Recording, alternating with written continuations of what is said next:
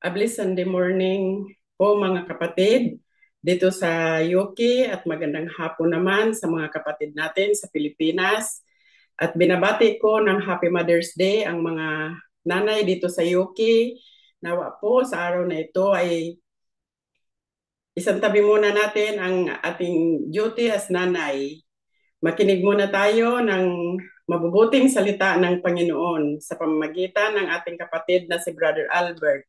At naway pagpalain tayong lahat ng puong may kapal at sa lahat ng nakakapanood, inaanyayahan ko po kayo mga kapatid na makikinig at makijoin sa gawain ito every Sunday upang mapakinggan natin ang mabubuting salita ng ating Panginoong Diyos.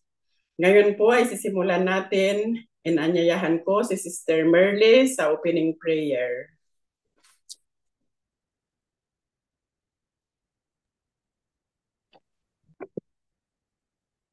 Diyos na dakila, makapangyarihan sa lahat.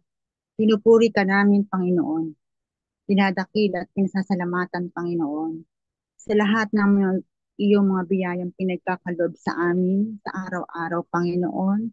Sa lahat po ng aming ikabubuhay, maraming salamat po, lalo-lalo na po sa aming buhay na hanggang ngayon ay narito pa kami sa ibabaw ng mundo. Maraming salamat po, Panginoon, sa lahat ng iyong pagpapala. Wala po kayong katulad, Panginoon.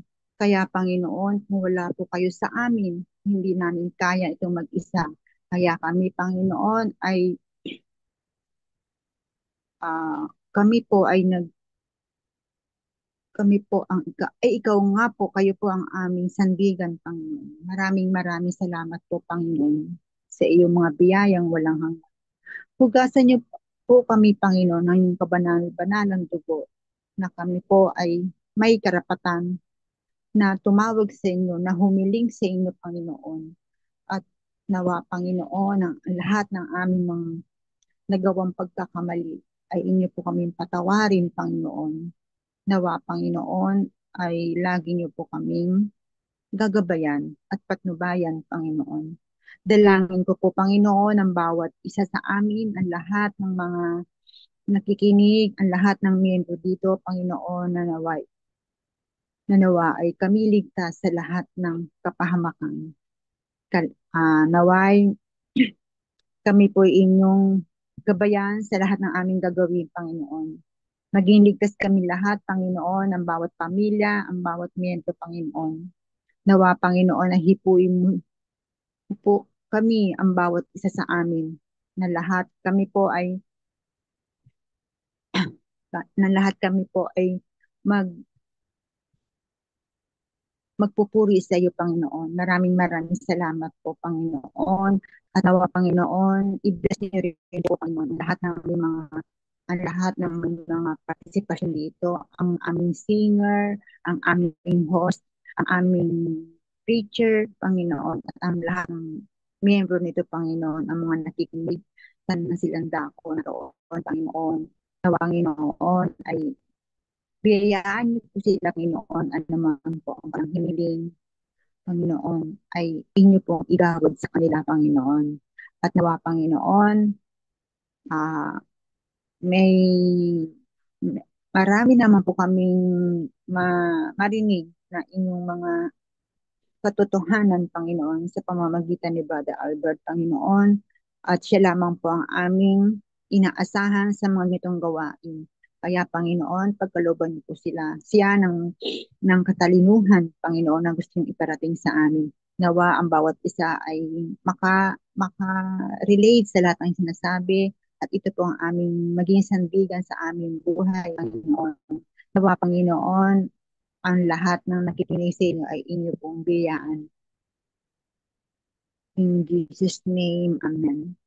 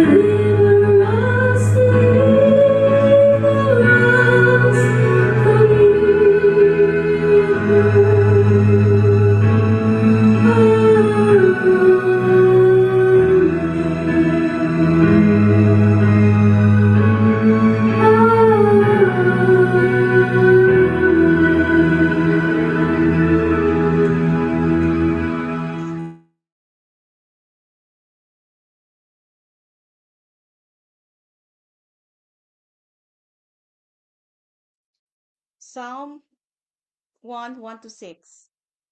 The way of the righteous and the wicked. Blessed is the man who walks not in the counsel of the wicked, nor stands in the way of the sinners, nor sits in the seat of the scoffers. But his delight is in the law of the Lord, and in his law he meditates day and night. He is like a tree planted by streams of water, that yields its fruits in its season, and its leaf does not wither. In all that he does, he prospers. The wicked are not so, but are like chaff that the wind drives away. Therefore, the wicked will not stand in the judgment, nor sinners in the congregation of the righteous. For the Lord knows the way of the righteous, but the way of the wicked will perish. Brothers and sisters, that's the word of our Lord.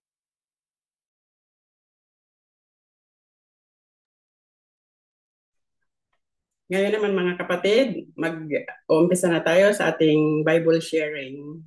At uumpisahan ko ang ating Bible sharing mga kapatid. Ang isi-share ko ay galing sa Ecclesiastico 28:29 verse 13. Sumpain at ang mahabang dila, maraming nananahimik ang kanyang sinasalanta. Marami nang ipinapahamak ang dilang mapanghimasok, mga bansay na patapon sa iba't ibang lupain, mga lungsod na may kuta at nalupig ng kaaway, mga naghahari ay bumagsak ng tuluyan. Dahil pa rin sa dilang iyan, ang matapat na may bahay ay napalaya sa tahanan at ang kanyang pinagpaguray inagaw na walang awa.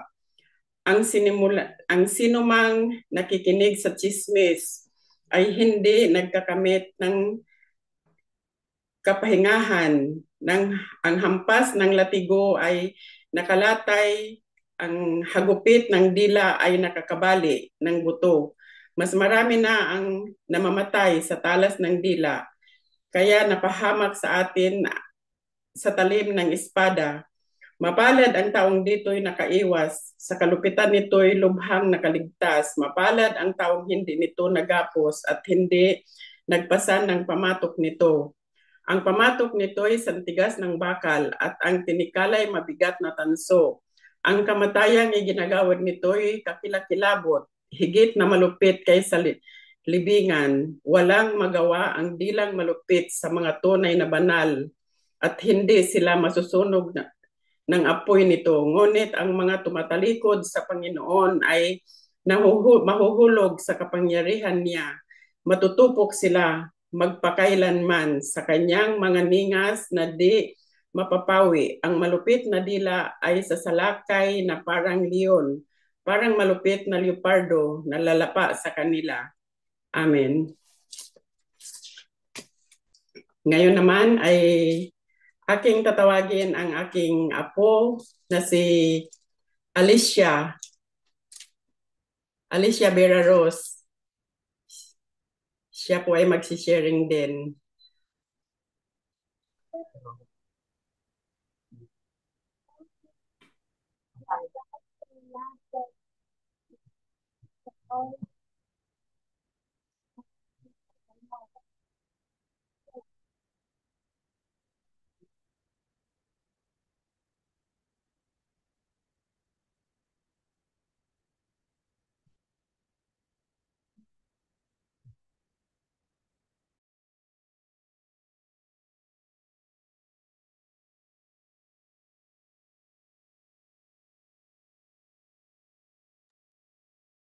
At ngayon naman ay aking tatawagin ang isa ko pang apo na si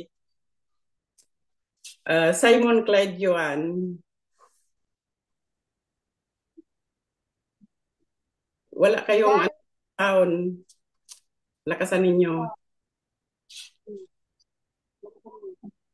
John 14:2. Jesus said unto you, the Father and God bless.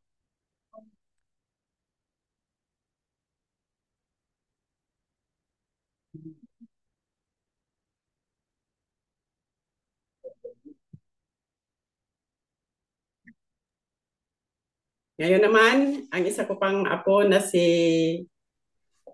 Isaiah Brazil.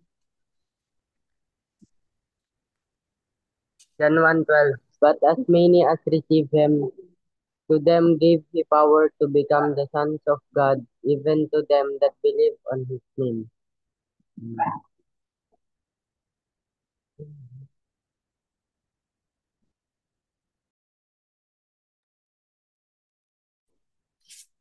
At tinatawag ko ngayon si Sister Shirley sa kanyang sharing.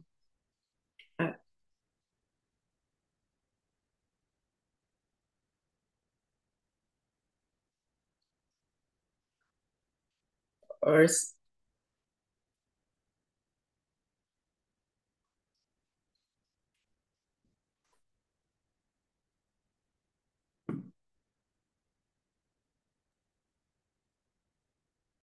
Magandang hapon po sa ating mga kapatiran, sa ating mga kapatid sa pananampalataya. Magandang hapon po sa inyo lahat.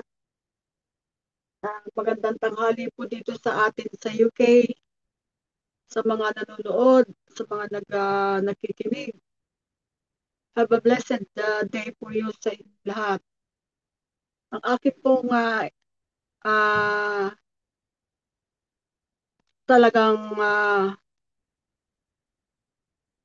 pinakabibigyan ko ng halaga ang aking ginagawa sa ngayon ay kinukuha ko po sa Proverbs verses 22 verses 4.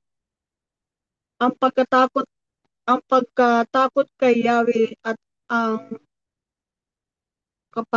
kapakumbabaan ay nagbubunga ng yaman at buhay na karangalan. Sa akin pong pananampalataya ay napakalaki ang aking takot sa Diyos na gumawa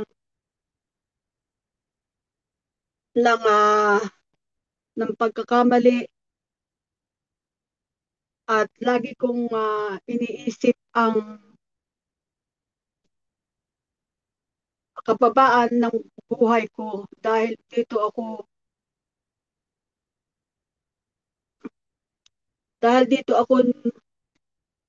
natuto ang aking buhay na kung saan ay talagang hinubog ako ng Panginoon. Ang akin pong sa mga pangyayari ko sa buhay ay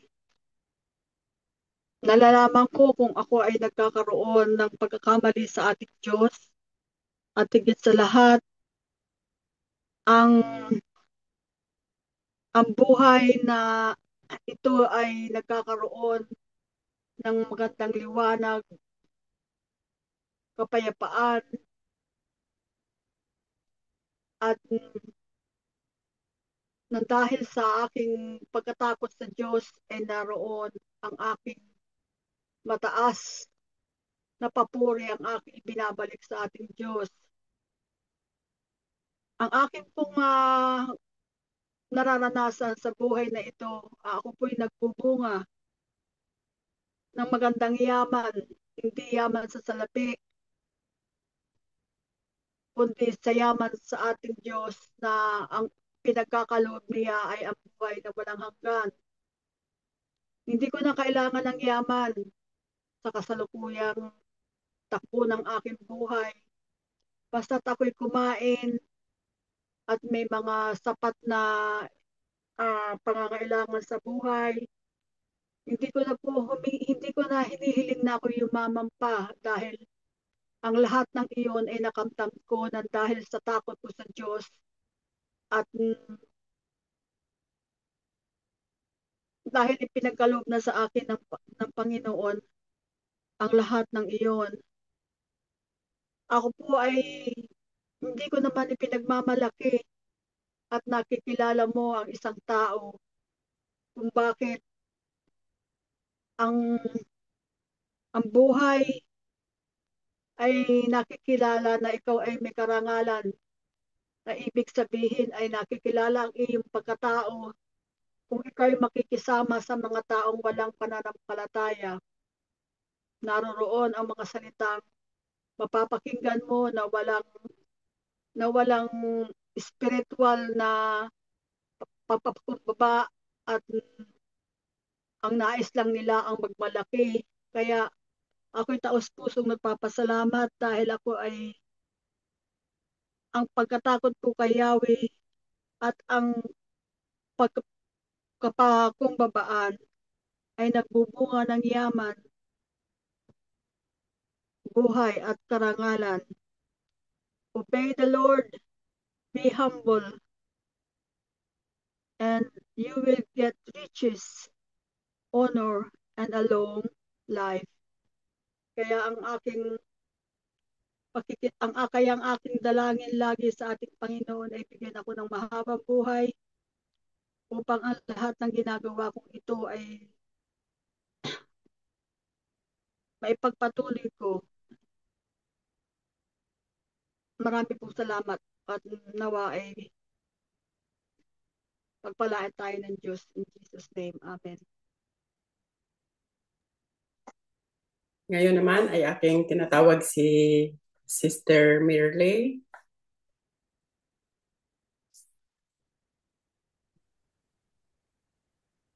Aking naman pong ibabahagi sa inyo ay mula kay San Lucas 18, verse 9 to 14.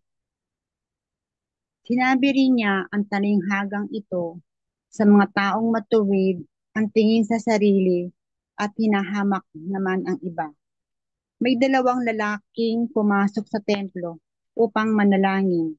Ang isa ay pariseyo at isa ay maniningil ng buwis. Tumayo ang pariseyo at nanalangin ng ganito, O Diyos, nagpapasalamat ako sa iyo sapagkat hindi ako katulad ng iba na mga magnanakaw, mandaraya, mga ngalunya o kaya'y katulad ng maniningil ng buwis na ito. 2 beses akong nag-aayuno sa isang linggo at nagbibigay rin ako ng 10 bahagi mula lahat sa aking kinikita. Samantala, ang maniningil na buwis na may nakatayo sa malayo at di man lamang makatingin sa langit, dinadagukan niya ang kanyang dibdib at sinasabi, O Diyos, mahabag po kayo sa akin na isang makasalanan. Sinasabi ko sa inyo, ang lalaking ito'y umuwing matuwid sa harapan ng Diyos at hindi ang pariseyo, sapagkat ang sinumang nagmamataas ay ibababa at ang nagpapakababa ay itataas. Itong talinghagang ito ay para sa mga taong matuwid na ang tingin sa sarili at tinahamak naman ang iba. Napakadali para sa atin ang ituring na tayo ay matuwid at mas higit sa iba. Nabubulag tayo sa katotohanan ng ating tunay na kalagayan na tayong lahat ay lubos na nangangailangan ng awa at habag ng Diyos dahil sa ating mga kasalanan. Ang ginawa ng maniningil na buwis, ito ang uri ng tao na inililigtas ng Panginoon. Sila ang mga umuuwing matuwid sa harap niya. Ang nagmamatuwid, nagmamarunong, nagmamalaki ay hindi napapabilang sa mga inililigtas ng Diyos. Subalit ang mapagkumbaba at umaamin sa pagkakasala ay nakahakbang na ng malaki patungo sa kaligtasan. Marami sa atin Marami sa atin na ang tingin sa sarili ay matuwid. Lagi niyang inihahambing ang kanyang sarili sa ibang tao. Nagiging mayamang siya, mapagmalaki, at di siya marunong magpakumbaba. At hindi umaangin sa kanyang pagkakasala. Nawa Panginoon, magkaroon tayo palagi ng kababaang loob. Hindi naman tayo karapat-dapat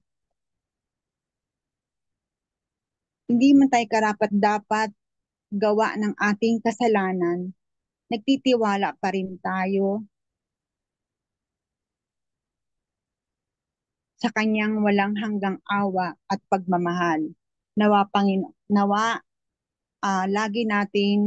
lagi tayong magkaroon ng kababaang loob dahil sabi nga ang mababa ay tinataas at ang mataas ay kanyang ibababa. Magkaroon tayo palagi ng concern sa lahat ng tao na iwasan natin ang paghahambing, ang comparison sa bawat isa. Kung hindi naman masama, wag na lang natin, sa bagay masama rin naman yung lagi tayong nagko-compare sa iba kahit sarilinin natin yon, kasalanan pa rin sa Diyos yun na laging may comparison. Ang gawin na lang natin kung ano man yung ginawa ng taong yon sa atin ng kabutihan, ay suklian din na lang natin ng kabutihan. At lagi lang natin silang unawain sa lahat ng mga kanilang dinudulot sa ating mga sama ng loob, at nawa Panginoon ay lagi lang natin silang unawain at huwag na natin ihambing ang ating sarili dahil ang bawat tao naman ay may kanya-kanyang ugali. Yun lamang po, Panginoon. Amen. Ngayon naman ay aking tinatawag si Aileen.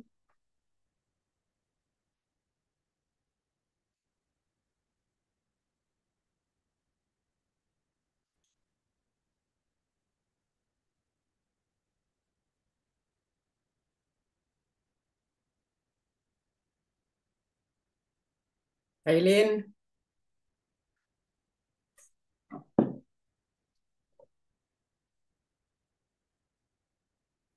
Sis, ako na muna po, sister. Okay, sis. I-message niyo po si sister.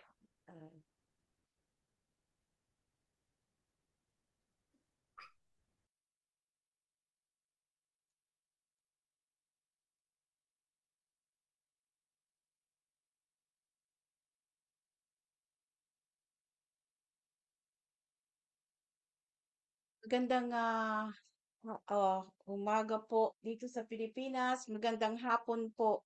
Gabi sa inyo. Magandang gabi po sa inyo sa Pilipinas. Ako po ay nagagalak tayo po ay magkakasama na muli sa araw na ito upang makinig o mag-share ng mabuting balita ng Panginoon. Ang akin pong i-share sa inyo ay ang Matthew 7, 7:7. Sabi po dito, sa Tagalog, magsihingi kayo at kayo'y bibigyan, magsihanap kayo at kayo'y makakasumpong, magsikato kayo at kayo'y bubuksan.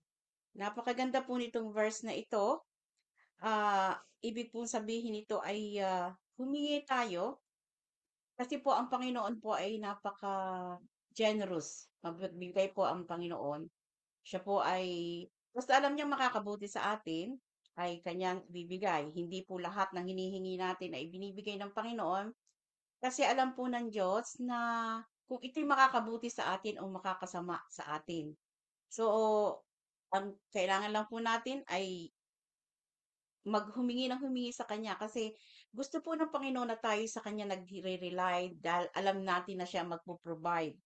Siya nagpo-provide ng lahat ng ating pangangailangan. Although po tayo nagtatrabaho, nasa Panginoon pa rin po kung tayo ay kailangan natin yung ating hinihingi, yung ating hinihiling sa Kanya. At saka po, yung atin po siyang hanapin. Atin pong i-search kung ano yung purpose natin. Anong purpose ng buhay natin. Kasi po, lagi, tayo po mga tao, we were created with a purpose. Hindi po tayo basta na lang isinilang sa mundo na ito. So, tingnan po natin, sa pagsisiyasat po natin sa Panginoon, malalaman po natin kung ano yung ating purpose sa buhay. Tutulungan po niya tayo na ma-discover kung ano po yung ating ah, role, ano po yung gustong ipagawa sa atin ng Panginoon. At ganun din po naman, atin po siyang siyasatin kasi po the more na sinasiyasat natin ang Panginoon, the more na makikilala natin siya, the more na maiintindihan natin kung ano yung yung gusto niya ipagawa sa atin at the more na magiging makatao tayo dahil pag tayo po ay nagsiyasat sa Panginoon, may takot tayo sa Diyos, mayroon tayong ah, pag tayo may takot sa Diyos, ito po ay true experience. Pagka po, kasi tayo po ay nag-aaral ng salita ng Diyos, alam po natin ang tama at mali. Sinusunod po natin yung kung ano talaga nakasulat sa Bible. Meron po tayong guilt. Every time na tayo may gagawin, iniisip natin makakabuti ba ito, makakasama ba ito, maganda ba ito sa paningin ng Panginoon o hindi ito karapat dapat na aking gawin.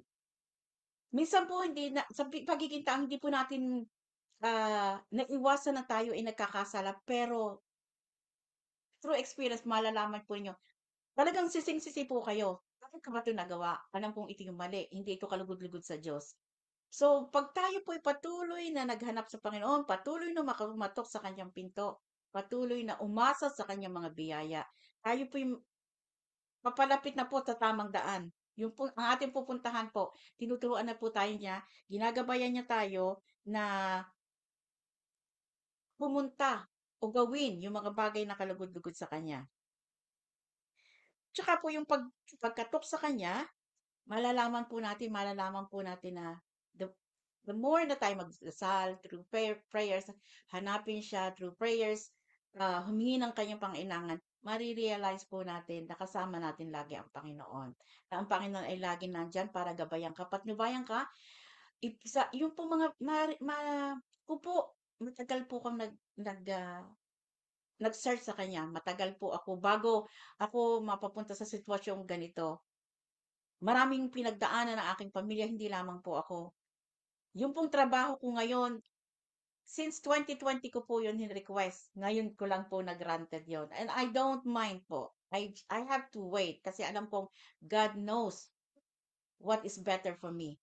Ang akin po kasing sa buhay ko, pag nag-apply ako sa trabaho, hindi ito para sa akin. Alam kong may mas maganda na inilalaan ang Panginoon para sa akin.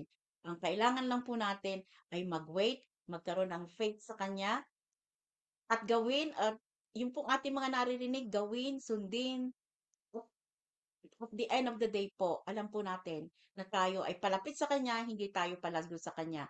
And through the guidance of God, ourselves, our family, and yung ating pong mga ibigan ay makakaramdam ng presensya ng Panginoon sa iyo na magiging inspirasyon ka upang sila'y magbalik loob din sa Panginoon. Ito pong gift na ibinibigay ng Panginoon sa aming mag-asawa ay gift na hindi namin kayang bayaran. Kaya ang amin lang pong magagawa ay makinig sa kanyang mga buting balita at sundin ang aming naririnig.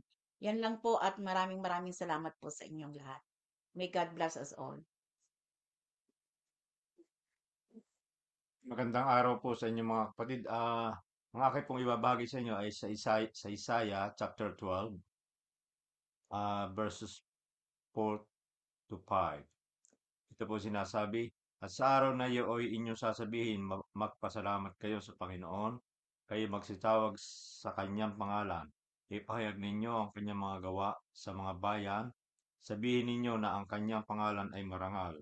Magsiawit kayo sa Panginoon sapagkat siya gumawa ng mga marilag na bagay, ipaalam ito sa buong lupa. Ganyan po yung doon po sa aming mga pang-araw-araw po na sa aming buhay, sa pagising sa umaga, ah, lagi po nagpapasalamat, hindi po nakakalimutan magpasalamat sa Panginoon bago matulog, humihingi ng panalangin, humihingi ng pasasalamat, sapagkat ito po'y kagaya po dito sa Isaiah, ito po ay sinabi ng Panginoon at sa saan man po tayo naroroon ay dapat po natin siya pasalamatan kahit ano naman po yung mga kung ano man po yung mga nangyayari sa atin sa araw-araw sapagkat yung pong para po sa akin karanasan ay yung pong paggising sa umaga ay napakalaking blessing na po yun. Although tayo may mga pangangailangan sa buhay sapagkat tayo tao narito sa lupa, ngunit kung uunahin natin ang Panginoon ay ika nga po doon sa aklat ng Mateo, unahin natin siya at ang lahat ng bagay ipagkakaloob niya sa atin doon sa Mateo 6, verse 33. Kaya yung po mga bagay na yon, atin po makakamtan kung tayo po magiging patuloy na magiging tapat sa Kanya. At kagaya nga po na sabi ko, may biyaya man po at wala, dapat po tayo magpasalamat sapagkat ito pong ating sa bawat araw po, bawat pagmulat ng ating mata sa umaga, ay napakalaking blessing po yung wala pong katapat na bagay yung pagising natin sa umaga ay tayo ay malakas, wala tayong nararamdaman. Kaya tama po yung sulat dito na pasalamatan natin ang Panginoon. At sabi nga po rito sa 5, magsiawit kayo sa Panginoon sapagkat siya'y gumawa ng mga marilag na bagay, ipaalam ito sa buong lupa. Ating pong ipagsigawan na talagang tayo ay may Diyos na ang ating Diyos na sinasamba ay ang tunay na Diyos sapagkat kaya ako po yan nasabi sapagkat ang ating po mga pinag-aaralan ay ang salitang galing sa Kanya na nasa sa banal na aklat. Napaka napakaswerte po natin mga kapatid kaya ang pagpapasalamat po dapat po ay kung kinakailangan maya't maya magpapasalamat tayo sa Panginoon sa ating mga ginagawa. Isama natin lagi ang Panginoon. Kung ano man po yung ating ginagawa, laging isipin natin na para ito sa Panginoon para hindi tayo mapalayo, hindi tayo magkasala sapagkat kung gagawa ka ng masama, paano natin sasabihin para sa Diyos yung ating ginagawa kung masama naman. Kaya lagi nating isipin, isa puso ang ating Panginoon. Laging pagnilayan ang kanyang mga salita na sa ganun ay hindi tayo maliligaw. Maraming maraming salamat po at magandang araw po sa inyo. Ngayon naman aking tinatawag si Eileen sa kanya sharing.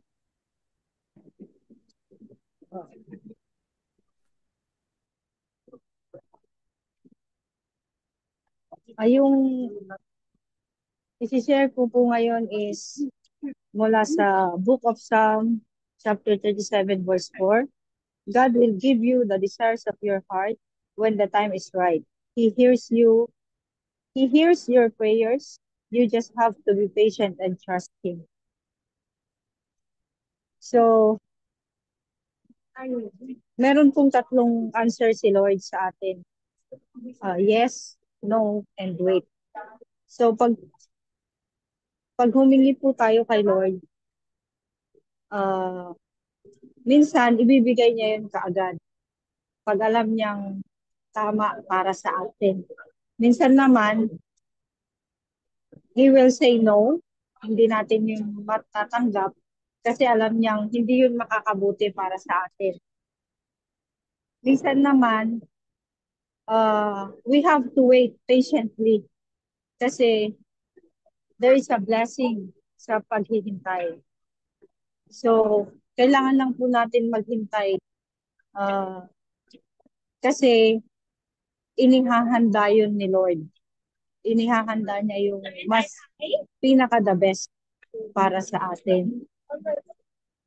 So, hindi po ibig sabihin na kapag hindi natin nakuha yung prayers, yung mga hinihingi natin kay Lord, hindi ibig sabihin na hindi niya tayo naririnig or hindi niya dinidinig yung dasal natin. Kailangan lang, minsan kasi, hindi niya talaga yun ibibigay, lalo na pag alam niyang makakasama para sa atin. Minsan naman, kailangan lang natin maghintay kasi tinitest ni Lord kung kaya na ba nating tanggapin, kaya nating dalhin yung great blessing na yung the best na answer doon sa ibibigay niya para sa atin. Yun lamang po. Maraming salamat po.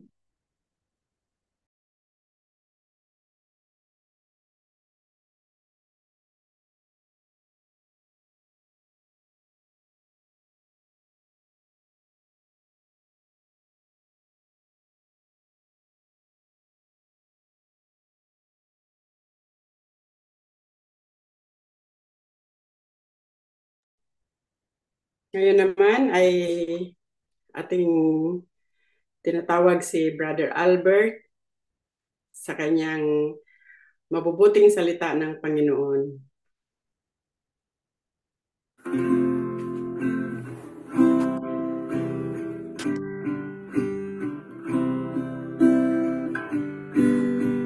Seek ye first the kingdom of God and His righteousness, and all these things shall be added unto you. Hallelujah, hallelujah. Man shall not live by bread alone, but by every word that proceeds from the mouth of God. Hallelujah, hallelujah.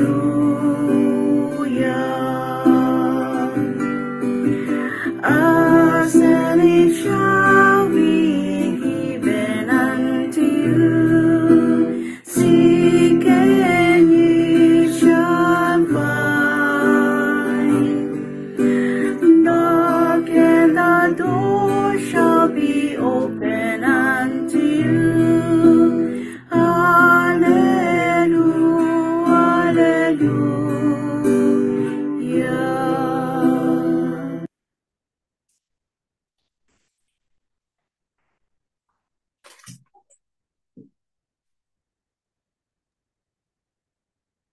Magandang araw po mga minamahal na magulang at kapatid. Magandang gabi sa Pilipinas at magandang hapon naman dito sa UK.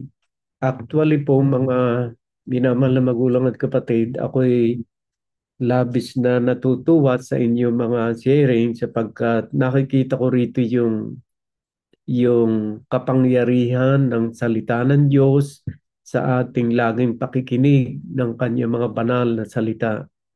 Dahil ang mga sharing ninyo ay nakapaloob doon yung malaking pagpapahalaga ng bawat isa sa inyo sa salita ng Diyos, sa kapangyarihan ng Diyos, na kapag ito'y ating susundin, talagang gumagawa ng napakalaking himala sa ating buhay. At sa inyo pong mga sharing, napakahaba ng kung aking tatalakaying isa-isa. Kaya kukuha na lamang po ako sa ilang mga nagbahagi ng salita ng Diyos na aking bibigyan ng kaunting paliwanag. Yung pong apo ni Sister LB, yung kanyang binasa sa aklat ng John chapter 1, verse 13. Ito po sinasabi. John chapter 1 verse simulan natin sa 11 hanggang 13. Ito po yung binasa po niya, yung verse 13. Ang sabi po rito, He came to his own, and his own people did not receive him. Alam po ninyo, itong sinasabi rito ay bumaba nga po yung ating Panginoon dito sa lupa para kanino siya kaya nagpunta rito, para sa kanyang bansang pinakamamahal, ang bansang Israel. Yan po. He came to his own, and his own people did not receive him. Actually po, ang nag-reject sa ating Panginoon Jesucristo ay walang iba kundi ang kanyang bayan. Kaya nga po siya napapako sa krus dahil nga po sa hindi siya matanggap Yan po yung one. Kaya yan po yung ating binasa. Balik ko nga uli, akin lang kinuha yung aking Bible. He came to his own, and his own people did not receive him. But to all who did receive him, whether you are Gentiles, whether you are Filipino, o anumang lahi ka, basta tinanggap mo si Jesus, ang ating Panginoon Jesucristo, ano nangyayari? Ganito po nangyayari. But to all who did receive him, who believed in his name, he gave the right to become children of God. Binigyan ng karapatang maging anak ng Diyos. Karapatan po yun ang ibinigay sa atin. Yung he gave the right to become children of God. At sa verse 13, ito po yung binasa ng apo ni Sister Shirley, who were born not of blood, nor of the will of the flesh, nor of the will of man, but of God. Ay paano po ba yung he gave the right to become children of God?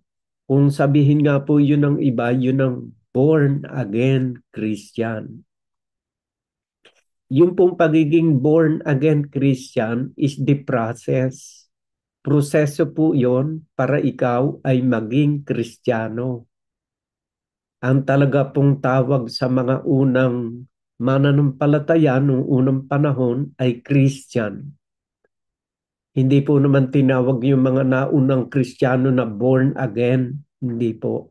Ang tawag po sa mga unang Kristiyano, sa mga apostoles, noong kanilang kapanahunan, ang tawag po sa kanila hindi born again. Ang tawag po sa kanila ay Christian. Ayan, babasahin ko po sa inyo.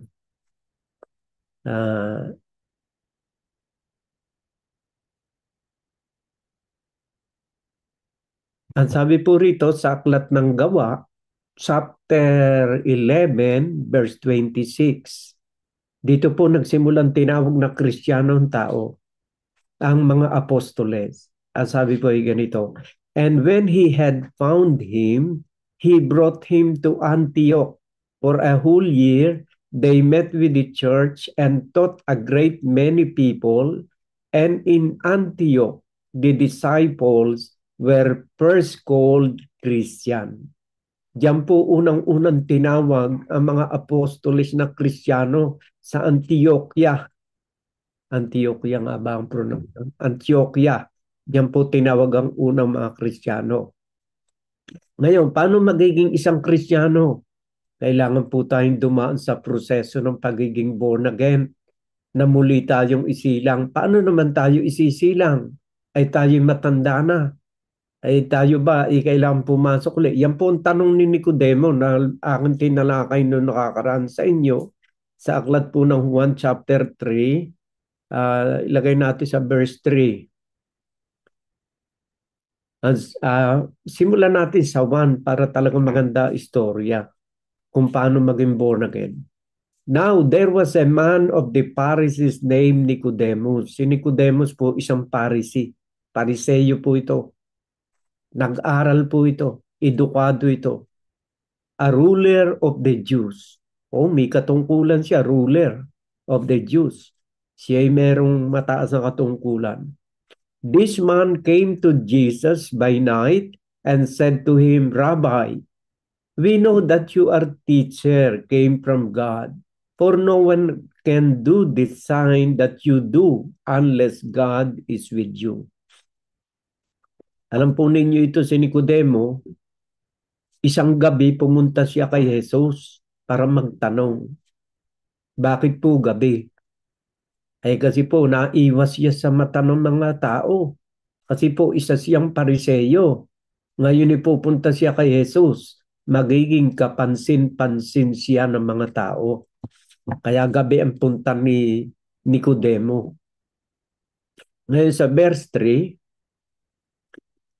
ayun nga, verse 2, ang sabi niya, this man came to Jesus by night and said to him, Rabbi, we know that you are teacher, came from God, for no one can do this sign that you do unless God is with him. Jesus answered him, truly, truly, I say to you, unless one is born again, he cannot see the kingdom of God. Maliban ang isang tao ipanganak na muli, hindi siya makakapasok sa kaharian ng Diyos. Yan. Nicodemus said to him, ganito po kasi ang pagkaintindi ni Nicodemo noon, material eh. Nicodemus said to him, how can a man be born when he is old? Can he enter a second time into his mother's womb and be born? At sumagot si Jesus. Jesus answered, truly, truly, I say to you, unless one is born of water and the Spirit, he cannot enter the kingdom of God. Bakit po of water? Ang pagiging born again. Kasi po, ang water signifies baptism. Kaya nga po mahalaga ang baptism eh. Para ikay maging born again eh. Kasi yung baptism po, ang kahulugan po niya paghuhugas. Hindi po paghuhugas ng ating physical na katawan, kundi paghuhugas ng ating kaluluwa, ng ating espiritu. Saan huhugasan? Ano ang aalisin? Ang kasalanan through baptism. Ayan. Ngayon, ang baptism po, yun paghuhugas, hindi ng physical na katawan, kundi ng ating konsensya, ng ating isip, ng ating puso, huhugasan ng tubig na may lakip na pananampalataya sa salita ng Diyos. Yan, of water and the Spirit. What is Spirit? Spirit is the Word of God, my dear brothers and sisters. Binanggit ko na yan, John 6:63. Ito po sinasabi. Ito po. It is the Spirit who gives life. The flesh is no help at all. The words that I have spoken to you are spirit and life. So ang paghuhugas po pala para maging born again, through baptism. At ang ikalawa, through spirit. Sa salita po ng Diyos yung Espiritu. Sabi nga rito, the words that I have spoken to you are spirit and life. So in order to be born again, kailangan tayong dumaan sa proseso ng bautismo, ng paghuhugas ng kasalanan. My dear brothers and sisters, kailangan po yun. Basahin natin sa saan ba yung makikita? Chapter 22, verse 6. Ano ba yun? Chapter 22, verse 16. Ito, Act chapter 22, verse 16. Ito po ang kahulugan ng bautismo. Ang sabi po rito ay ganito, and now, why do you wait? Rise and be baptized and wash away your sins, calling on His name. So yung po palang bautismo, paghuhugas po yun. Hindi paghuhugas ng ating physical na katawan na para malinis lang ang ating physical na katawan. Although malilinis naman yun ng tubig. Pero ang talagang significant ng baptism is to cleanse our conscience from sin. To cleanse our mind and heart and soul from sin. Yan po ang kahulugang malalim ng bautismo. Kaya nga po sa Biblia, hindi po binabautismo ng bata. Kasi po, hindi pa naman nagkakasala ang bata. Ang binabautismohan po sa Biblia, yung matatanda na nagkasala na, ano naman ang huhugasan mo rin sa bata? Ay wala pa naman yung pagkaintindi sa salita ng Diyos. Kasi po ganito ang sinasabi ng Hebrew chapter 5 verse 13 tungkol sa mga bata. Ang sabi po ay ganito, for everyone who lives on milk is unskilled in the word of righteousness. Walang pagkaunawa ang bata sa word of righteousness kasi hindi naman nagkakasala pa yan. Wala yung kaisipang masama since he is a child. Kaya tama po yung sabi ng isang papa na nag-resign yata yung papa ngayon. Ang sabi niya, hindi nga raw dapat na bautismo ng bata kasi yun daw ay diretso sa langit. Tama po yun kasi wala pong kasalanan ng bata. Sino ang binabautismuhan pag sa Biblia? Ay yun pong matatanda na kagaya natin. Yun po ang mihuhugasan. Kasi wala po namang huhugasan sa bata eh. Katunayan nga po, sabi ni Kristo sa mga bata ay ganito. Matthew chapter 19 verse 14. Ito po sinasabi. Nung lumalapit sa ating Panginoon Jesucristo ang mga bata, ganito po sabi ng ating Panginoon. But Jesus said, let the little children come to me and do not hinder them, for to such belong the kingdom of God. So ang bata po pala, walang dapat na hugasan sa bautismo. Ang merong karapat dapat na hugasan sa bautismo si Brother Albert. Makasalanan ako, matanda na ako eh.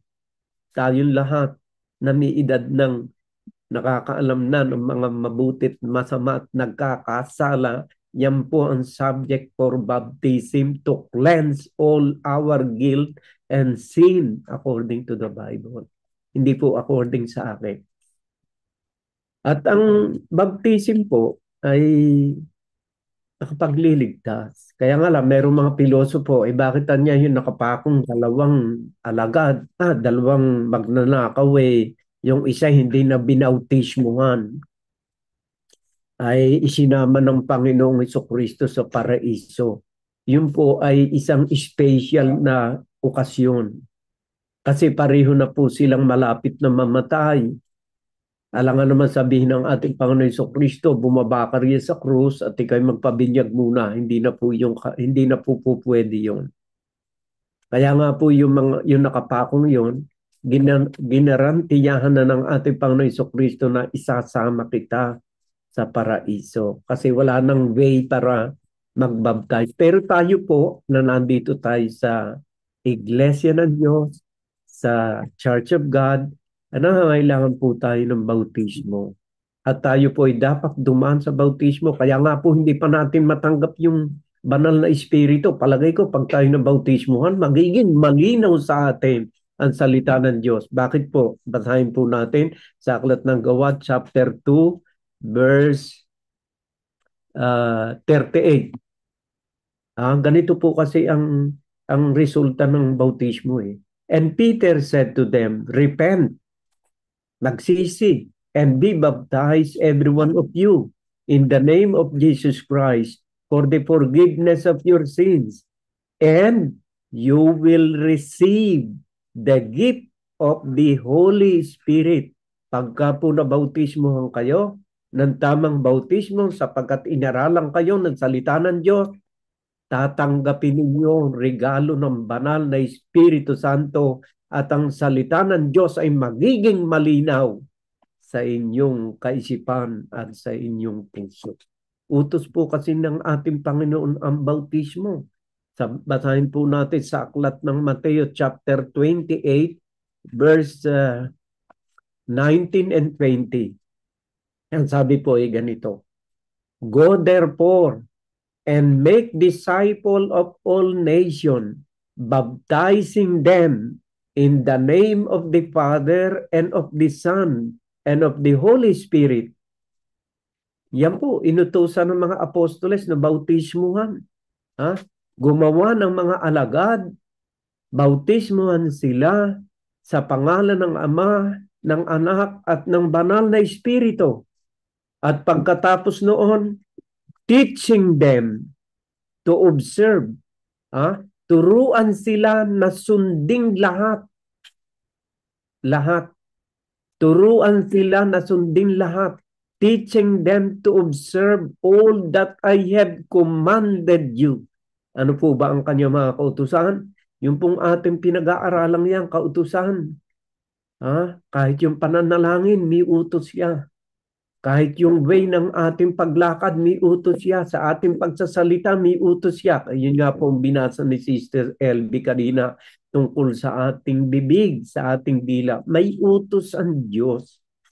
Teaching them to observe all that I have commanded you. And behold, I am with you always to the end of the age. Habang tayo po'y tinuturuan ng kanyang banal na salita, sinusunod natin ang kanyang banal na salita, ang kanyang mga kautusan, kasama natin. Nagpapatunay po iyan na kasama natin si Jesus sa ating buhay. Pero kapag ikaw ay laging gumagawa ng masama, chismis dito, chismis doon, paninira dito, paninira doon, pagnanakaw dito, pagnanakaw doon, sugal dito, sugal doon, wala ang presensya ni Kristo sa ating buhay. Pero dito po, teaching them to observe all that I have commanded you. Habang tinuturuan mo, sinusunod ang lahat ng mga kautusan ng Diyos, and behold, I am with you always to the end of the age. Laging kasama natin si Kristo ayon sa ating uri ng pamumuhay. Nakikita nilang malinaw ang presensya ni Kristo sa bawat isa sa atin. But we have to undergo baptism, and we have to undergo we have to follow and observe all the commandments of our Lord Jesus Christ.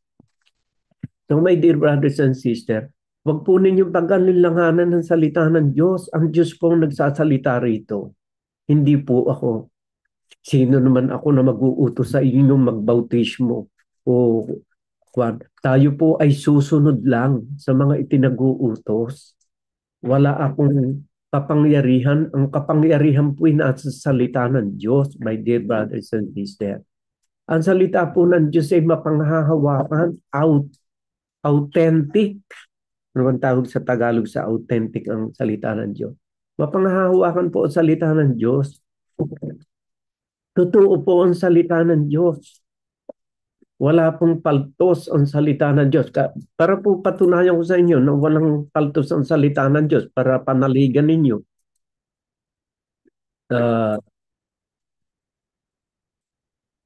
Sa aklat po ng Job, ito po sinasabi ng salita ng Diyos. He stretches out the north over the void and hangs the earth on nothing. Alam po ninyo, itong aklat ni Job, ito almost 3,000 years ago na nasulat na sa Biblia. Totoo ba ang sinabing ito? Nung panahon ni Job, hindi nila alam to. Na ang mundo nakahang in nothing. Wala naman tali ang earth. Nakahang sa kalawakan. Pero sinabi na ng Biblia, hindi pa natutuklasan ng ating mga astronomer o astrologer o mga scientists na ang ating palang mundo nakahang in nothing. Noong mga panahon yun, walang ka-idea ang tao na totoo ito. Pero natuklasan ng mga scientifico, ng mga astrologer na talaga nga palang totoo ito. Pero ito'y nasulat nang wala pang kamuwang-muwang ang kaisipan ng tao na ang mundo ay nakabitin sa wala. So, ang nagsalita po nito'y Diyos. At ngayon, napatunayan nating totoo. Noong 1969, pumunta ang Apollo 11 ba yun, nagpunta sa buwan at nakuna ng magandang picture ang Earth na nakahang in nothing. Nagpapatunay ng pagiging authentic ng mga hula ng salita ng Diyos. At meron pang hula para patunayan ko sa inyo na authentic ang salita ng Diyos. Dito sa aklat ng Daniel,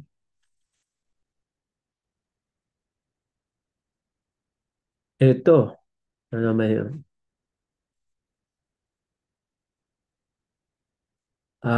Aklat ng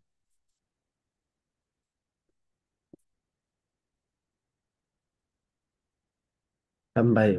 Daniel chapter 12 verse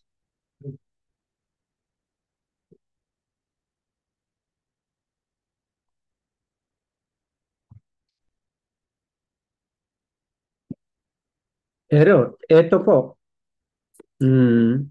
hula po ito sa aklat ng Daniel para patunayan natin na ang Biblia authentic, mapanghahawakan, mapananaligan, yung mga salita ng Diyos. Ang sabi rito, but you, Daniel, shut up the words and seal the book until the time of the end. Many shall run to and fro, and knowledge shall increase. Nung sulatin po ito ni Propeta Daniel, hindi pa po ipinapanganak ang ating Panginoon Jesucristo sa laman. Wala pong idea ang mga tao tungkol sa magaganap na kaunlaran. Kaunlaran sa transportation, kaunlaran sa teknolohiya. Wala pong ka-idea ang mga tao nung panahong isinulat ito ni Prophet Daniel. Pero ito po nagkaroon ng katuparan sa ating kapanahunan. Bakit po? Many shall run to and fro, and knowledge shall increase. Umunlad po ang ating karunungan through technology, yung ating teknolohiya umunlad. Maging sa larangan ng medisina, yung ating teknolohiya ay umunlad. Yung mga dating hindi natin alam noon ay nalalaman na natin ngayon. Lumiit ang daigdig dahil sa transportation. Napakarami nagyayaot paruot parito ng mga eroplano. Marami rin mga sasakyan na yumayaot ng paruot parito sa pag-unlad ng kaalaman ng tao. Ito po'y isinulat napakalayong panahon bago pa ispinanganak ang ating Panginoon Jesucristo. Nagpapatunay lang na ang salita po ng Diyos ay mapanghahawakan at sigurado na magkakaroon ng katuparan. Ito po'y sinasabi ko lamang sa inyo upang yung mga bagay na ating binabasa at pinag-aaralan sa Biblia ay huwag kayong magkaroon ng duda o pag-aalinlangan. Pag sinabi niya ang aral ng bautismo ay lumilinis hindi ng ating katawang pisikal, kundi ng ating konsensya, ng ating kalooban, sinasabi po yun ng banal na kasulatan. At yung po may mararanasan natin, naramdaman natin sa ating sarili na talagang totoo. Para maging kompleto ang pagiging born again Christian, na tayo'y muling isilang at maging ganap na Kristiyano, kailangan po ang bautismo. Ang bautismo po ay hindi po yun para sa mga sanggol o para sa mga bata. Sapagkat ayon sa Biblia sa Hebrews chapter 5 verse 13, hindi nangangailangan ng bautismo o paglilinis ang mga taong inosente at wala pang muwang tungkol sa kautusan sapagkat hindi pa sila nagkakasala. Higit kanino man ang nangangailangan ng bautismo ay ang mga matured person na kuminsan nagkakasala sa isip, sa salita at maging sa ginagawa. At marami pong benepisyo na tatanggapin. 238 ng aklat ng gawa. Repent and be baptized and you will receive the gift of the Holy Spirit. It will open up your mind and soul to the secret things of the Word of God. Once that you were baptized, kagaya ni Jesus nang siya'y ilubog ni John the Baptist sa ilalim ng tubig, pag-ahon niya, bumaba ang isang kalapati, ang banal na espiritu in the form of a dove, at ito'y nagland sa ating Panginoon Jesucristo. And from then on, nangaral na ang ating Panginoon Jesucristo. Nangaral na siya at puspos ng banal na Espiritu Santo, puspos ng banal na karunungan ng salita ng Diyos. Ganyan po naganap sa ating Panginoon Jesucristo. Ngayon, tungkol doon sa binanggit nung bata kanina, nung napakabait na bata na binasa yung John 1:13, who were born not of yung 12, but to all who did receive him, who believe in his name, he gave the right to become children of God. Yung pananampalataya po ay isang hagdan upang ikaw ay magkaroon ng karapatang maging anak ng Diyos. Kaya tayo po ay mga anak ng Diyos. At kung anak ng Diyos, ay dapat po ay huwag nating ipahiya ang ating Ama sa langit. Binigyan po niya tayo ng mga kautusan upang hindi pagsalitaan ng mga tao na kapaligid sa atin ang Diyos na ating sinasamba dahil sa ating masasamang pag-uugali. Nadadamay po kasi ang Diyos dahil tayo anak ng Diyos, my dear brothers and sisters. At ang pagiging anak ng Diyos ay pagiging born again. At ang pagiging born again, hindi yung muli kang papasok sa tiyan ng iyong ina, kundi tayo po ay magiging born again sa anong paraan? Sa pamamagitan po nito. 1 Peter chapter 1 verse 23. Since you have been born again, not of perishable seed, but of imperishable, through the living and abiding word of God. Habang kayo po ay nakikinig ng salita ng Diyos, kayo po ay binabago ng salita ng Diyos at ginagawa niya kayong isang bagong nilalang, nagiging born again kayo. Kumbaga sa bata na hinuhubog sa matres ng kanyang ina, ang nagiging matres ay ang salita ng Diyos na siyang humuhubog, hindi ng ating pisikal na katawan, kundi ang hinuhubog ay ang kalooban ng ating puso, ang ating konsensya, ang ating espiritu ay binabago ng salita ng Diyos at sa bandang huli magiging ganito po tayo. 2 Corinthians chapter 5 verse 17, ito po sinasabi. Therefore, if anyone is in Christ, he is a new creation. Kahit na ang ating ilong ay hindi nagbago, sarat pa rin ang ilong ko, pero yung kalooban natin ay binago ng Diyos. He is a new creation of God. Why? Bakit po? Dahil tayo binorn again ng kanyang mga banal na salita mula sa ating kaibuturan ng ating puso, sa ating pagkatao. The old has passed away. Behold, the new has come. Bagong-bagong tao ka na, kapatid. Kapag ka ikaw ay isinabuhay mo kanyang mga banal na salita. So my dear brothers and sisters, hindi ko maipaliwanag lahat yung mga inyong mga binasa. Ngayon, ito po naman kay Sister Shirley, yung minamahal nating kapatid, ay Proverbs chapter 22 verse 4. Ito po sabi, reward for humility and fear of the Lord is riches and honor and life. Totoo po naman yun eh. Hindi natin inaalis yung possibility ng pagyaman. Pag nasa Panginoon, marami po kasing mananampalatay rin sa Biblia na mayaman. Si Job, mayaman po yun. At talagang very strict ang kanyang pananampalatay sa Panginoon at sa mga salita ng Diyos. Stricto po si Job. Matindi siyang kumapit sa salita ng Diyos. My dear brothers and sisters. Kaya siya ikwan. Sabi po ni Job sa aklat ng Job, chapter 23, verse 12, matindi ang pananampalataya ni Job. Sabi po rito, I have not departed from the commandment of his lips. I have treasured the word of his mouth more than my portion of food. Matindi. Kung tayo kumakain ng 3 times a day, si Job naman ay mas higit pa ang kanyang pagsasabuhay ng salita ng Diyos. Matindi ang pananalig ni Job. At yung mayaman po naman talaga si Job. Mayaman siya bago siya dumaan sa matinding pagsubok. At pagkatapos ng pagsubok, ano po nangyari sa buhay ni Job?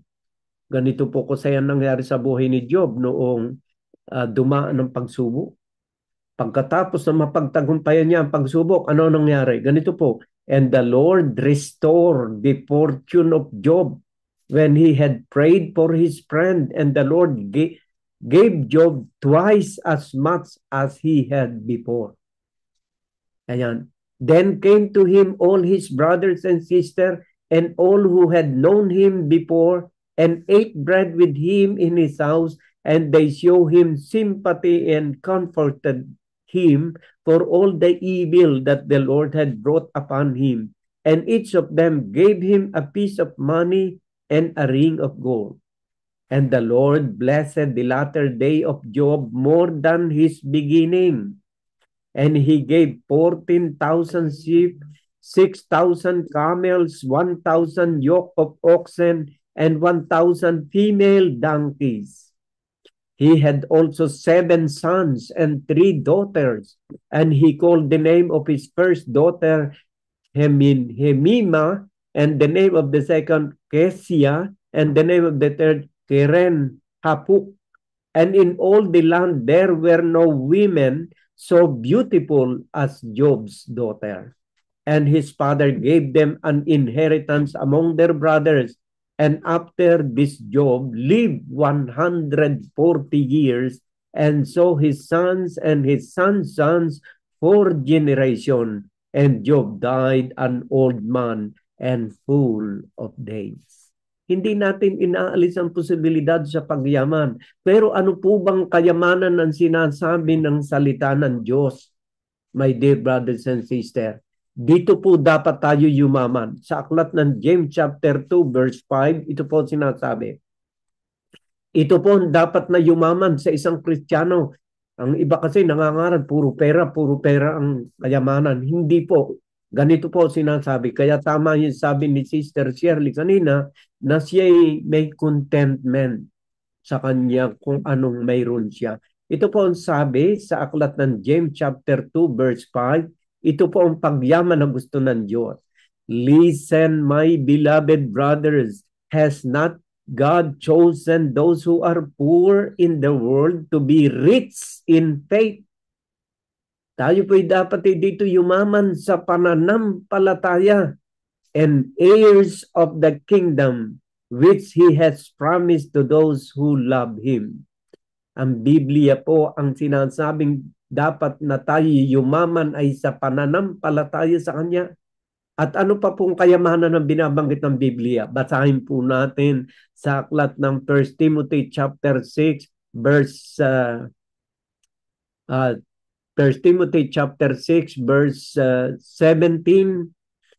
Ito po sinasabi ng banal na kasulatan, dito dapat tayo yumaman ng gusto. As for the rich in this present age, charge them not to be haughty, nor to set their hope on the uncertainty of riches, but on God who richly provide us with everything to enjoy. Paano tayo dapat yumaman? They are to do good, to be rich in good works. Dito tayo dapat yumaman. To be rich in good works, to be generous and ready to share. Yan po ang kayamanang itinuturo ng Panginoon. Bakit po? Kasi in doing that, we are, tawag dito, storing wealth in heaven, hindi rito sa lupa, my dear brothers and sisters. They are to do good, to be rich in good works. Pagka po tayo naging mayaman sa paggawa ng mabuti, tayo po'y nag-iimpok ng kayamanan sa langit na hindi tinatanga at hindi kayang nakawin ng magnanakaw.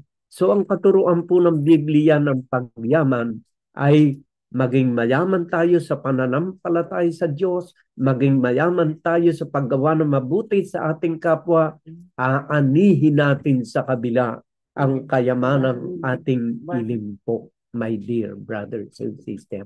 Although hindi natin inaalis ang possibility na tayo'y maaring yumaman dahil sa ating pananampalataya sa Diyos, kagaya na naganap kay Job na isang matuwid na tao na talagang pinahalagahan ng lubos ang mga salita ng Diyos sa kanyang buhay, na natiling tapat maging sa gitna ng matinding pagsubok. Gayahin natin si Job at mangyayari sa ating buhay kung ano ipinagkaloob sa kanya ng Diyos ay magaganap din sa ating buhay. My dear brothers and sisters, napakahaba yatang talakayan itong ating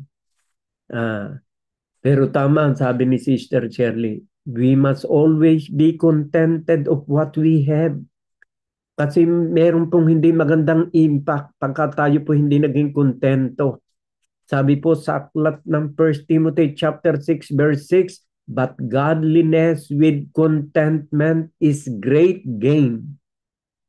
Yung ating pagiging masunuri sa salita ng Diyos, natatanggap natin kung ano man ang pinagkaloob ng Diyos sa ating buhay, total hindi naman tayo gugutumin ng Diyos. Hindi niya pinapabayaan ng taong hinahanap ang kanyang kaharian at isinasabuhay ang kanyang righteousness. Sabi nga ni Brother Randy kanina, minamahal natin kapatid sa Panginoon, Matthew chapter 6 verse 33, seek ye first his kingdom and righteousness, and everything shall be added unto you. We must be contented with that. At ang sabi rito, Matthew chapter 6 verse 6, but godliness with contentment is great gain. Dapat po meron tayong contentment. Kasi pag wala tayong contentment, lagi tayong naghangad ng sobra-sobra sa ating buhay, which is very bad, my dear brothers and sisters. Lagi nating tatandaan yung verse 7 naman. 1 Timothy chapter 6 verse 7, for we brought nothing into the world and we cannot take anything out of the world. Lagi nating tatandaan para mawala yung ating sobrang paghahangad ng mga material things, sobrang paghahangad. Wala tayong dala sa daigdig na ito at wala rin tayong madadala sa ating pag-alis sa daigdig na ito. Kaya ano ang payo ng Panginoon? Verse 8, but if we have food and clothing, with this we will be content. At ito ang panganib kapag wala kang contentment sa kung anong mayroon ka. But to those who desire to be rich, fall into temptation, into a snare, into many senseless and harmful desire that plunge people into ruin and destruction. Ito po ang panganib. For the love of money is the root of all kinds of evil. It is through this craving that some have wandered away from the faith and pierced themselves with many pangs. So my dear brothers and sisters, ang binasa po ni Sister Shirley ay talagang ang ating pagtitiwala sa Diyos ay magkakaloob sa atin, maghatid sa atin sa kayamanan. At ano yung Proverbs chapter 22 verse 4? Proverbs chapter 22 verse 4. The reward for humility and fear of the Lord is riches and honor and life. Magkakaroon tayo ng magandang buhay, magiging mayaman tayo sa pananampalataya, magiging mayaman tayo sa mga mabubuting gawa, at maging ang ating kabuhayan, there is also a probability or possibility that we will be rich also in some material things, just like what happened to Job dahil sa kanyang matibay na pananalig at pananampalataya. Pero hinihiling ng Diyos na tayo maging mayaman sa pananampalataya at maging mayaman din sa mga mabubuting gawa. Kung anong inihatsik natin, yan din po ang ating aanihin, my dear brothers and sisters. So, napakarami po rito. Yung kay Sister Merly naman ay yung aklat ng Luke chapter 9, chapter 18 from verse 9 to 14. Babasahin ko lang po ito, mapapahaba yata ako masyado. Luke chapter 18 verses 9 to 14. He also told this parable to some who trusted themselves that they were righteous and treated others with contempt. Meron po kasi pagka napasama sa isang kongregasyon, akala mo sila na lang ang napakatuwid. Hindi po dapat ganoon ang ating mentality. Ito po ang sinasabi, 2 men went up into the temple to pray. One Pharisee and the other tax collector. The Pharisee, standing by himself, prayed, "That's God, I thank you that I am not like other men, extortioner, unjust, adulterers, or even like these tax collectors. I fast twice a week. I give tithes of all that I get." But the tax collector, standing far off, would not even lift up his eyes to heaven, but beat his breast, saying, "God, be merciful to me, a sinner." I tell you, this man went down to his house justified rather than the other. For everyone who exalts himself will be humbled, but the one who humbles himself will be exalted. Alam po ninyo, ating Panginoon Jesucristo, alam niya kung sino. Ang Diyos po, ang ating po kasi Panginoon, hindi tumitingin sa panlabas. Ang tinitingnan niya ang puso ng tao. Kaya nga po nakikita niya yung laman ng puso ng mga Pharisee. Ito po sinabi ng ating Panginoon Jesucristo sa mga Pariseyo. Luke chapter 16, verse 15. And he said to them, "You are those who justify yourself before men, but God knows your heart. For what is exalted among men is an abomination in the sight of God." Yan po ang sinabi ng ating Panginoon Jesucristo sa mga Pharisee. Kasi alam po niya laman ng puso ng mga Pariseyo na sila po napakataas ng pagtingin sa kanilang sarili. Kaya nga po kung ibabalik natin dito sa binasa ni Sister Merly na 18 from verse 9 to 14, ay napakataas po ang pagtingin ng mga Pariseyong ito. Ang sabi rito, the Pharisee standing by himself prayed, "Thus God, I thank you that I am not like other men." Nagkukumpare siya, ikinumpare niya ang kanyang sarili doon sa isang tax collector. Napakataas ng kanyang pagtingin sa kanyang sarili. Kaya ang sa bandang huli, ang sabi ng Panginoon, I tell you this man, ang sabi niya doon sa tax collector, I tell you this man went down to his house justified rather than the other, rather than the Pharisee. For everyone who exalts himself will be humbled, but the one who humbles himself will be exalted. Gusto ng Panginoon ang nagpapakumbabang loob sa kanyang harapan. Total, aminin natin, wala tayong pwedeng ipagmalaki sa Diyos. Alam niya kung ano ang laman ng ating puso. Ang hinihiling ng Diyos, humble yourself before the Lord. Ang sabi niya. Sabi niya, chapter 4, James 4:7. Submit yourself therefore to God.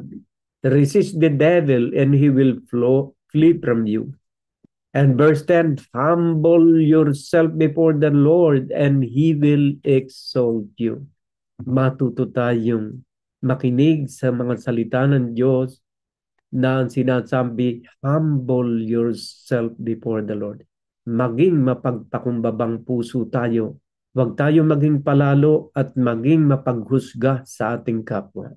Alamin natin Ang Diyos ang nakakatalastas ng ating puso. Siyang may kapangyarihang mag-angat at magbagsak ng sino man tao. Dito po sa aklat ng Mateo.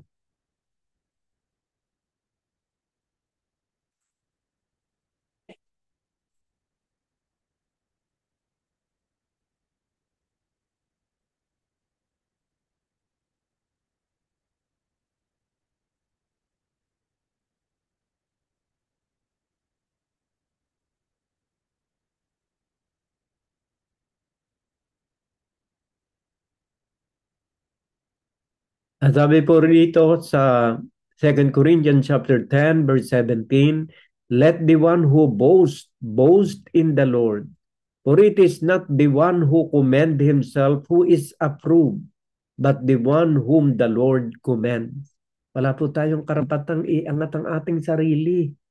Ang Diyos po ang may karapatang mag-angat kung sino man ang gusto niyang iangat at magbaba ng kung sino man gusto niyang ibaba. But the Word of God is always telling us, be humble. Maging mapagpakumbabang loob tayo at itataas niya tayo. Kasi ang sabi po rito sa aklat ng Matthew chapter 23 ay ganito po. Matthew chapter 23 verse 11 and 12. The greatest among you shall be your servant. Whoever exalts himself will be humbled, and whoever humbles himself will be exalted. Humble himself to whom? To God and to your brothers and sisters. Magpakumbabang loob tayo sa Diyos at maging mababa rin tayo sa ating pagtrato sa ating kapwa. Huwag nating pakamaliitin ang ating kapwa. Alalahanin natin, mayroong hahatol sa bawat isa sa atin at yun po ang dapat nating katakutan. Ang sabi po sa aklat ng James chapter 4 verse 12, there is only one lawgiver and judge, he who is able to save and destroy. But who are you to judge your neighbor? Sino ka para hatulan mo ang iyong kapwa? Iisang ating tigapagbigay ng batas. There is only one lawgiver and judge, he who is able to save and to destroy. Pero sino ka na hahatol sa iyong kapwa? Panghawakan natin ang mga salitang ito ng Diyos at tayo'y mananatiling magiging mapagpakumbabang loob sa harap ng ating Diyos na nakababasa na nilalaman ng ating puso at maging mabuti sa ating pagtrato sa ating kapwa. Hindi ko na po maipaliwanag na lahat ang mga salita na aking narinig sa inyo, mga minamahal magulang at kapatid. Pero ang totoo nito, nakita ko ang inyong taus-pusong pagtanggap sa mga salita ng Diyos na ating napapakinggan sa gawain ito.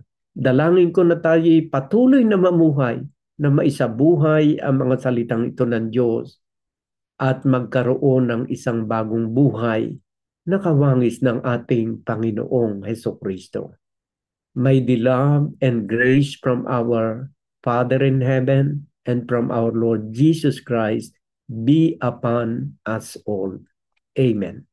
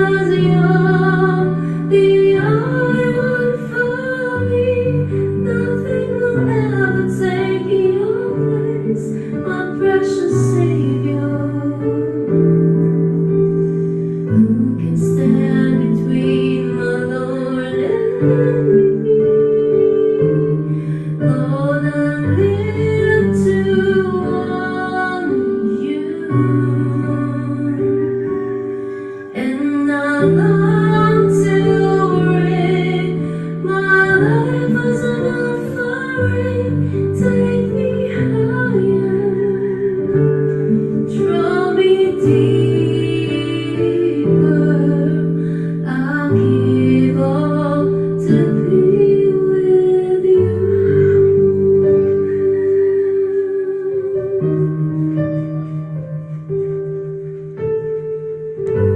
Savior of my soul, I confide in you for all my darkest moments. In you I find my peace, my comfort when I'm weak. I trust in you, your storm and raging sea. Faithful, you're my God. You're the glory and the lifter of my head. Your light fills my days, leads me in your ways. Forever I surrender all to you, and I live to worship you. My Jesus, you're the only one for me. Nothing will ever take your place, my precious Savior. Who can stand between my Lord and me? Lord, I live to honor you, and I long to bring my life as an offering. Take me higher, draw me deeper. I'll give all to be with you.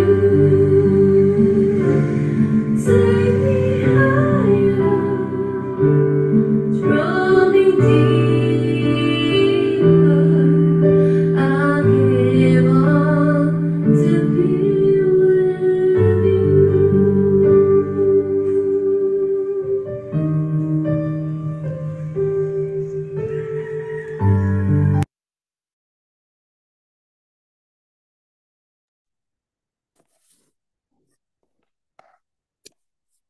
Maraming salamat po, Panginoon, sa araw na ito, Panginoon, na muli na naman po naming nagampanan ang aming tungkulin, Panginoon, upang makinig ng inyong mga mabubuting salita, Panginoon. Maraming salamat po, Lord, sa pagbibigay sa amin ng lakas ng pangangatawan, Panginoon, sa paglayo ninyo sa amin, sa mga kapahamakan, Lord, at sa pagbibigay ninyo ng mga biyaya sa amin, Panginoon. Maraming salamat po, Lord, sa paggamit ninyo kay Brother Albert para maibahagi niya sa amin, Panginoon, ang inyong mabubuting mga salita, Panginoon.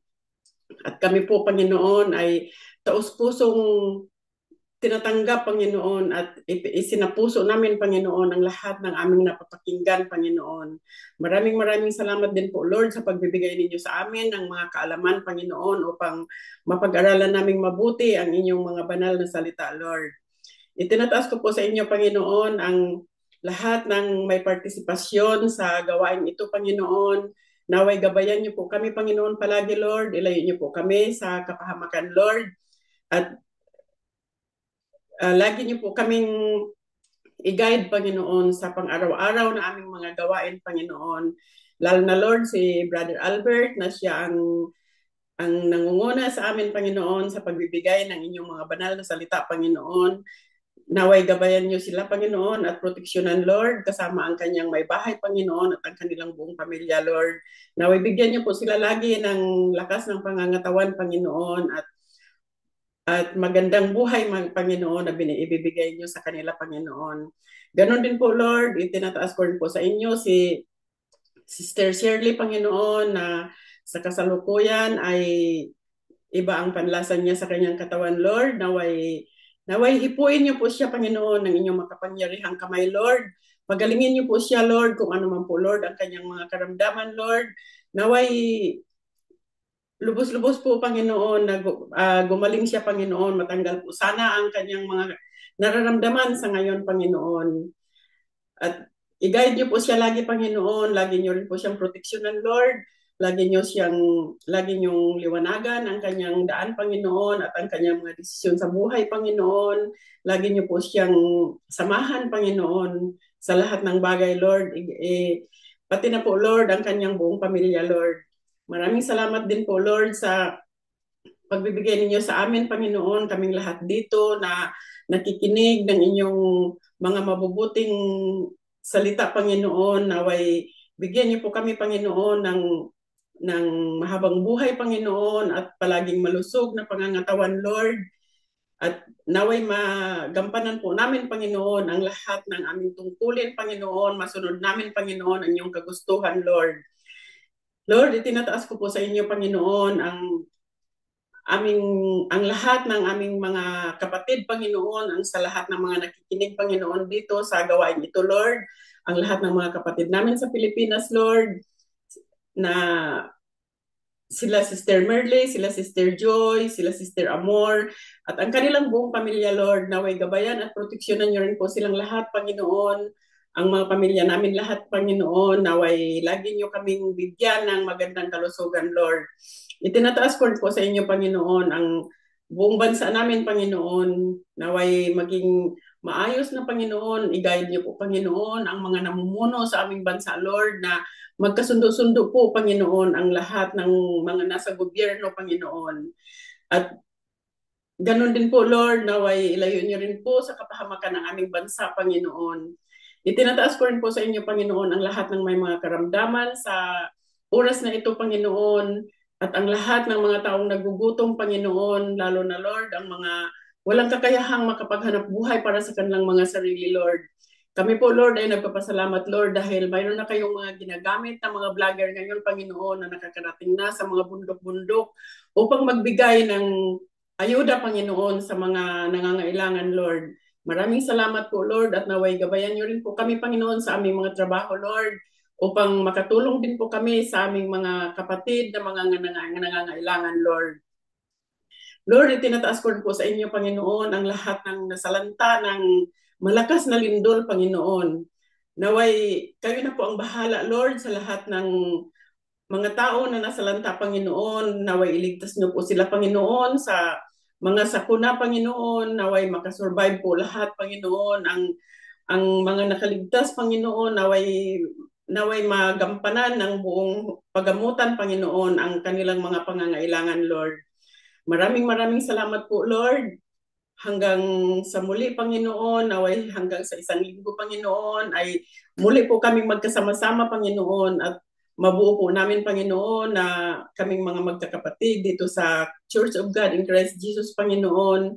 Naway magkasama-sama din po kami muli sa susunod na linggo, Panginoon. Maraming salamat po. In Jesus' mighty name I pray. Amen.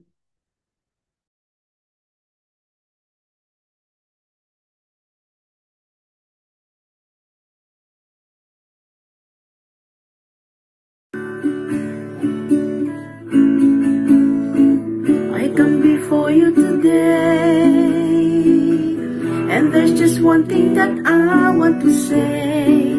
Thank you, Lord. Thank you, Lord, for all you've given to me, for all the blessings that I cannot see. Thank you, Lord. Thank you, Lord. With a grateful heart, with a song of praise, with an outreach arm, I bless your name. Thank you, Lord. I just want to thank you, Lord. Thank you, Lord. I just want to thank you, Lord. Thank you, Lord, for all you've done in my life. gave me your life. Thank you, Lord. Thank you, Lord. You take my sin and my shame. You took my sickness and healed all my pain. Thank you, Lord. Thank you, Lord. With a grateful heart, with a song of praise, with an outreach arm, I'll bless your name. Thank you, Lord. I just want to thank you, Lord. Thank you, Lord. I just want to thank you, Lord. Thank you, Lord.